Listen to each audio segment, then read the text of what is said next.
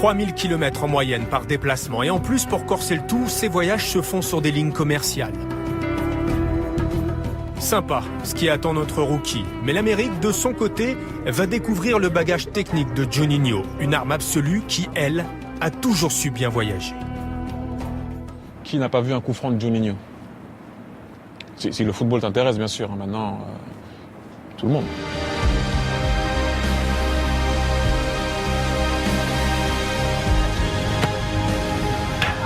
À l'entraînement, les coéquipiers ont très vite fait la connaissance de l'artiste. Quant aux gardiens, pour eux, c'est déjà l'enfer.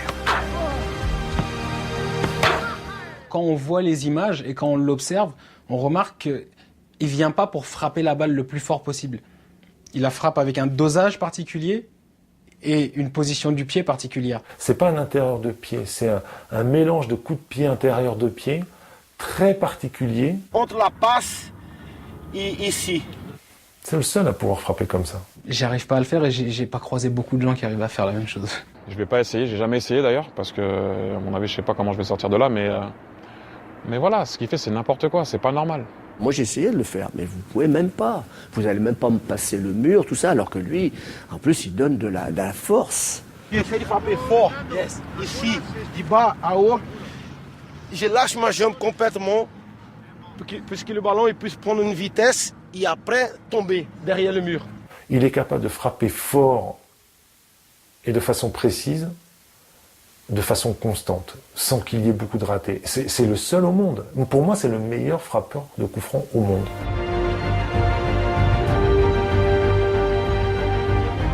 Voilà ce que Juni a fait comme dégâts dans notre championnat avec l'Olympique lyonnais. 44 coups francs qui ont trouvé leur cible et démoralisé plus d'un gardien.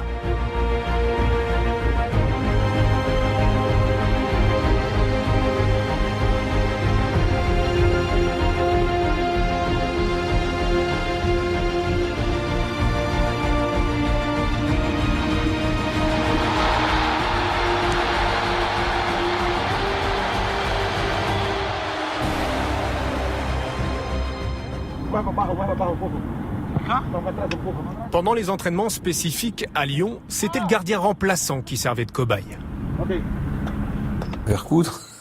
À l'époque, à Lyon, c'était Rémi Vercoutre, ouais. Moi, j'ai reçu les frappes de Juni, j'en ai pris des milliers. Il a fait de longues séances avec Juni. Juni l'a fait progresser, l'a fait souffrir, mais c'était intéressant de les voir. C'était des beaux duels. Moi, je prenais du plaisir à observer ces séances-là. Ce qui est impressionnant, c'est que Juni, c'est pas seulement qu'il marque les coups francs. C'est sur 10 coups francs, il va t'encadrer quand même 8. Parce que mettre un coup franc une fois sur 10, tu déranges les supporters 9 fois et t'en mets une dans la lucarne. Le pourcentage, il est nul. Il y avait 30-40 coups francs par séance. Je vais essayer là maintenant de frapper comme j'ai aimé. Il y avait 90% des coups francs qui étaient cadrés. Et la plupart du temps, quand c'était cadré, c'était but. Quand c'était loin, j'ai commencé à frapper, d'abord cadrer un ballon avec une bonne vitesse et que le ballon puisse, avant qu'il change, qu'il ne va pas tout droit, que je frappe, qu'il puisse tourner la trajectoire et qu'il puisse plonger le ballon un peu plus avant le gardien. Et lui, des fois, il la faisait même rebondir avant 40. À l'époque, les ballons n'étaient pas les mêmes dans le championnat pour chaque équipe.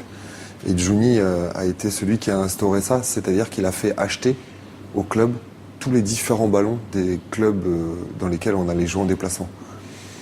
Donc toute la semaine, il s'habituait à ça. Il s'habituait aux nouveaux ballons avec lesquels il allait jouer le week-end. Il savait exactement la texture du ballon, s'il flottait pas, s'il était lourd, gros, la couleur.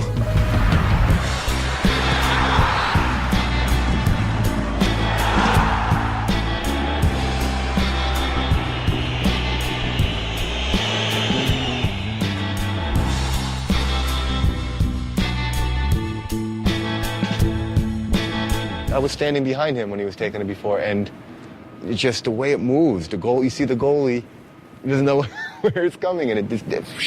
Lorsque vous avez un joueur comme ça, c'est tu es le patron, tu prends le ballon, je ne veux personne autour de toi, et tu frappes.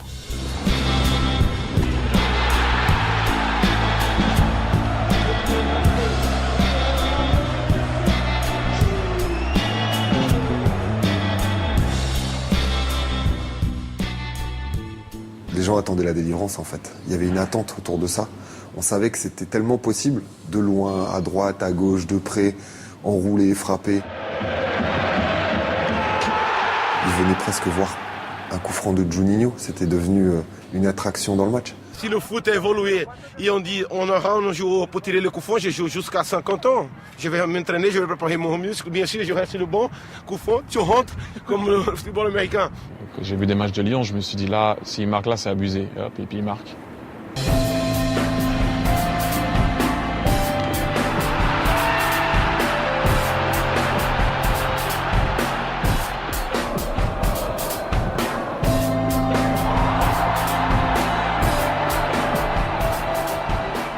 Il y avait faute à 20 mètres. On dit, oh là là, faut faire gaffe. Faut pas faire faute à 20 mètres. Les défenseurs adverses, il y a danger. À 25, il y avait danger. Et à 35, il y avait danger aussi. Alors que ça, des fois, les défenseurs, ils font moins de fautes sur vos attaquants à vous parce qu'ils savaient que Johnny, il pouvait faire tout. Il pouvait tout faire. Je pense qu'Ajaccio, c'était sûrement le plus inattendu et le plus beau. Ajaccio, c'était le 5e titre. C'était quand même... c'était là à peu près. Quand même, sans un coup franc.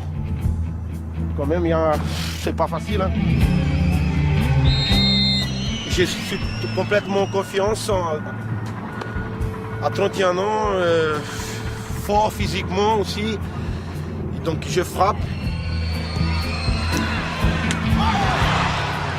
Et le ballon, il pond cette trajectoire-là, mais après, il tourne encore.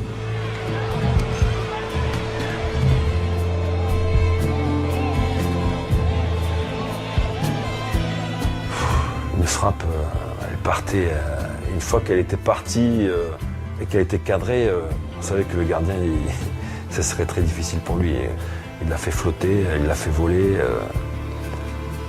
Non, c'était incroyable. Et là, c'est Karim, je me souviens bien, parce que c'est Karim qui est là. Il commençait à jouer beaucoup à cette époque. Il faisait comme ça après que je marque. Il y a un autre aussi que j'adore, c'est contre le Bayern.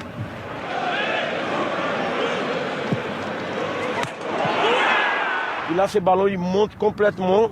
Et Oliver Kahn, quand il essaye d'aller, c'est déjà trop tard. Et c'est marrant parce qu'il y a le petit derrière, le ramasseur de balle derrière, qui quand le ballon il part, il va tellement haut qu'il fait comme ça, derrière le but. Il pense que le ballon il va sortir. Et là, le ballon tombe. Après, il y a ce but magnifique contre le Barça aussi, parce que c'est la même frappe. Par contre, c'est à côté.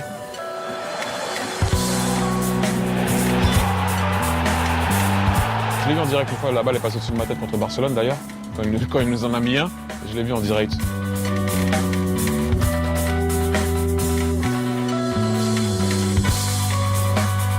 Johnny, il marque un coup franc, la première personne qui venait voir sur le banc de touche, c'était moi.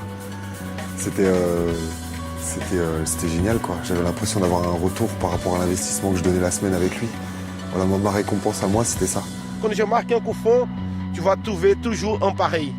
Donc, j'ai marqué un contre Ajaccio, il y a un pareil contre Toulouse. Contre Madrid, c'était loin aussi. Contre PSV, il était loin aussi. Il en a mis un jour à Guingamp. Il en a mis un jour à Rennes. Pour moi, de l'histoire, j'ai jamais vu un mec tirer des coups francs comme lui. Pour moi, de l'histoire, c'est le meilleur. Et de loin, très loin. Tu n'arrives pas à un niveau haut sans travailler. C'est impossible, c'est impossible. Tu peux avoir vraiment le talent, mais si tu ne travailles pas, c'est pas possible. Le retour à Manhattan à seulement 5 heures du match contre Philadelphie. On retrouve le travailleur, le perfectionniste chez lui.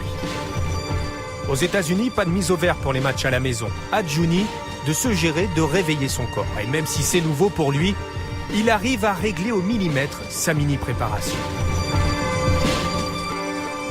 Oh, facile, hein? Oui, je me sens bien.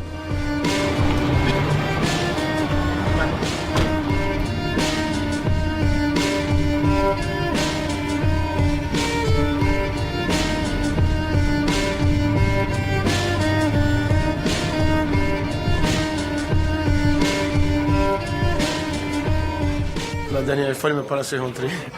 Il m'a demandé qu'est-ce que j'allais faire, donc j'ai dit je vais essayer de jouer. C'est bizarre à expliquer parce que c'est quelqu'un de généreux, mais quand on approche des matchs, il a besoin de se recentrer sur lui, il a besoin de s'occuper de sa petite personne par souci d'avoir une très bonne préparation.